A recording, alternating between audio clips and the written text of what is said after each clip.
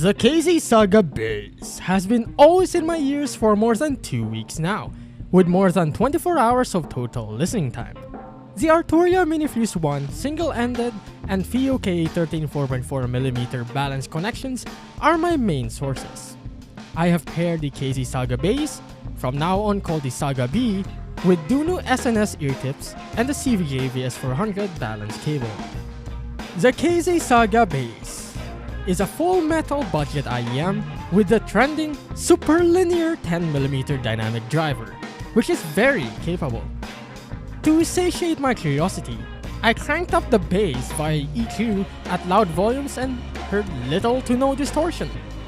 It is not an accurate measurement of a driver's capability, but I am very impressed. However, I'm quite bored of this driver, frankly.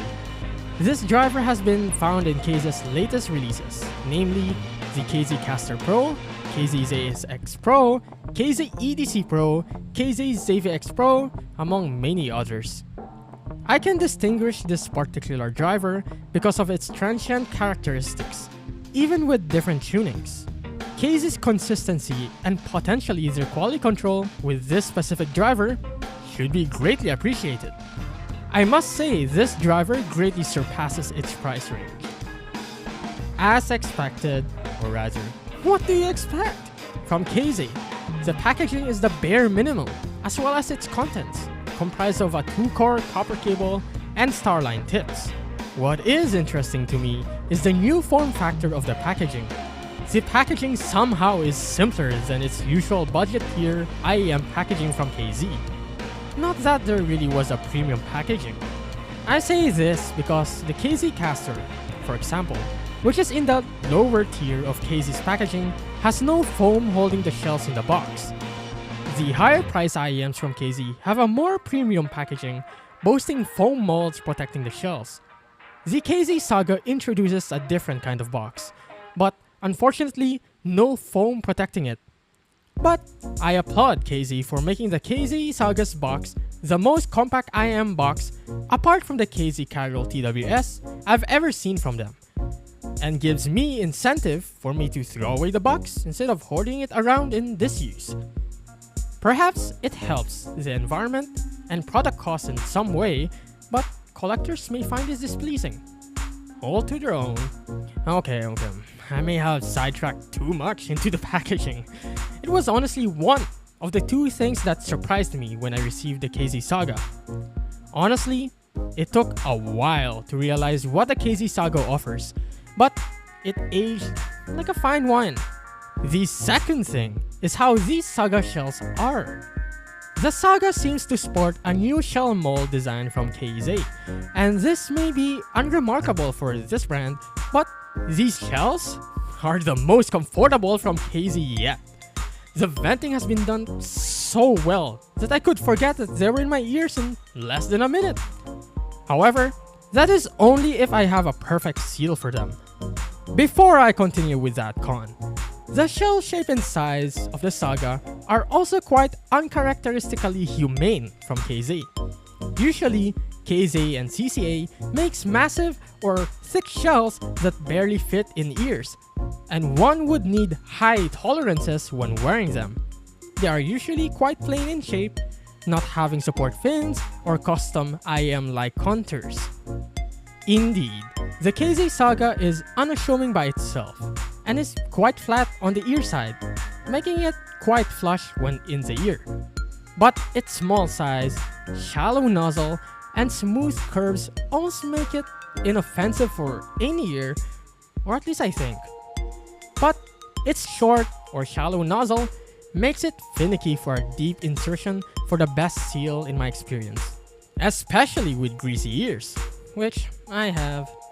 I had similar levels of frustration with the seal with the HZ Sound Heart Mirror, which also has a smooth texture as the Saga that makes it easy to slide out of greasy ears.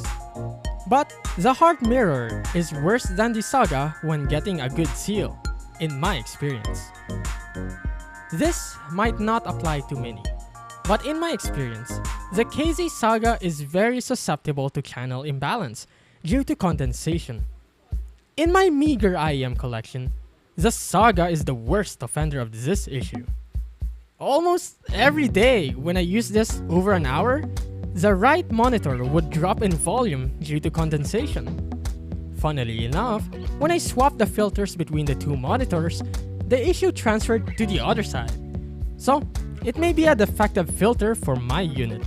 Notably, the filter diameter size used is bigger than any of the recent KZ CCA releases, except the KZ Caster Pro, which has the same filter size.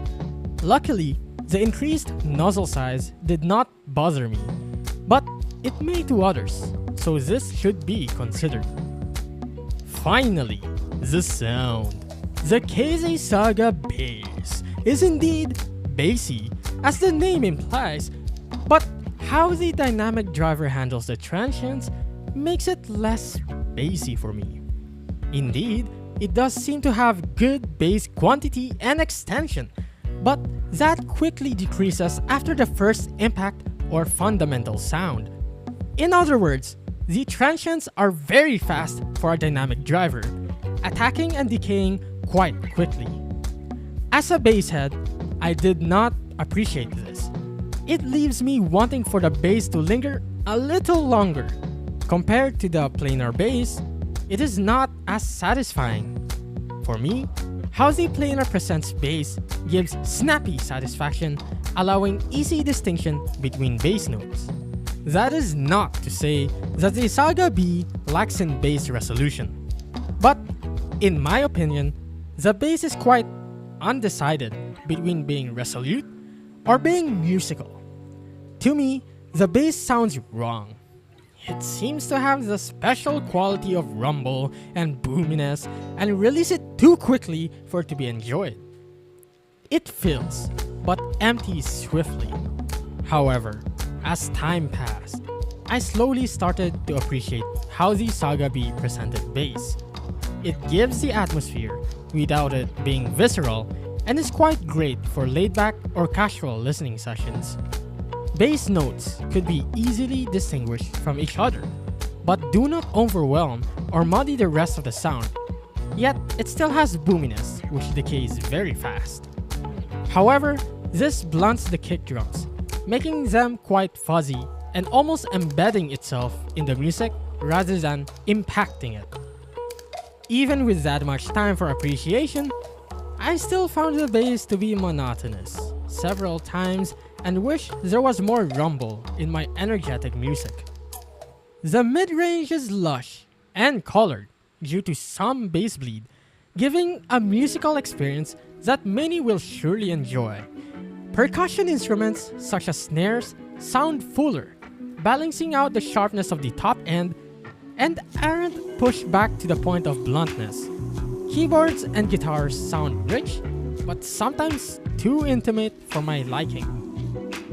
Overall, the mid-range is not scooped out or recessed to my ears and complements the upper mid-range so well.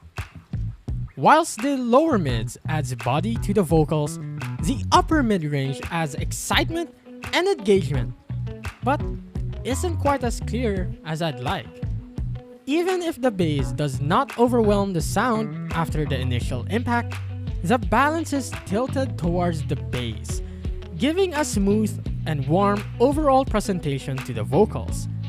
Nuances are less satisfying than I'd like, but for me, gives more emotion without adding harshness or brightness to the vocals. However, I wish Saga B opted for clean and clearer vocals, which is what KZ tends to emphasize to the point of thinness, which is quite the opposite here. The treble also is presented smoothly as the upper mid-range. There is little to no sibilance to my ears, and micro details are pushed back due to the fuzziness that the bass brings. It takes a little more effort to focus on these micro details buried in the songs. Cymbals, vocals, and electronic elements are not as airy and sharp as I'd like, lacking the sparkliness that I usually look for. It might be a borderline dark sounding IEM because of this, but thanks to that, the Saga B does not lose composure in higher volumes. and I was able to scale to the max with minimal complaints or upper mid-range shoutiness and over-presence at 5 to 7 kHz. The soundstage is deeper than wider and manages to avoid being too narrow or boxy in its presentation. However, it sounds quite cramped or compressed to me, almost suffocating. This adds to my impression of the bass's inaccuracy. Imaging is quite blunted and is a little difficult to separate from the encompassing bass from the rest of the frequencies. The driver seems to fight itself as it is competent in instrument separation, but the tuning holds its prowess back. Despite KZ's marketing, the Saga B is lacking for gaming. It gives me a sense of non-urgency whenever I use these. There isn't much sense of air because of the lack of treble extension, and again, the encompassing bass. Thus, the treble does not sound boosted or grainy in return. The KZ Saga bass is one, if not the most musical and smoothest set from KZ CCA. It is also a compelling budget option for an all-metal IEM with KZ's latest and proudest superlinear dynamic driver. But the bass on this struck me wrong. The bass left me faster than anyone left me. I love a planer's bass, but the speed on this one seemed very off. But it isn't intolerable. For me, it took time to appreciate how the Saga bass presented sound. But I cannot find myself willingly reaching out for this set as much as others. It seemed to be another flavor out of the endless selection of single dynamic driver IEMs that exists in every price range. But I must dare say one thing. This competes in terms of sound with the Soundrhyme SP01, which retails for roughly $90. But take and make what value the Saga brings what you will, with a grain of salt. Without that remark, this decidedly competes and could supersede budget IEMs of yesterday and today. If you are looking for a budget full metal shell under $30, wished for a more bassy sound signature of KZ's current iteration of its house sound, or want a set that prioritizes smoothness and musicality over technicalities without throwing details away completely, or want thick and non-exaggerated vocals, the KZ Saga bass is perfect for you. Thank you very much for listening to my review, and I hope it was helpful. Please feel free to leave any comments, questions, and feedback for the video. Now it's time to get out!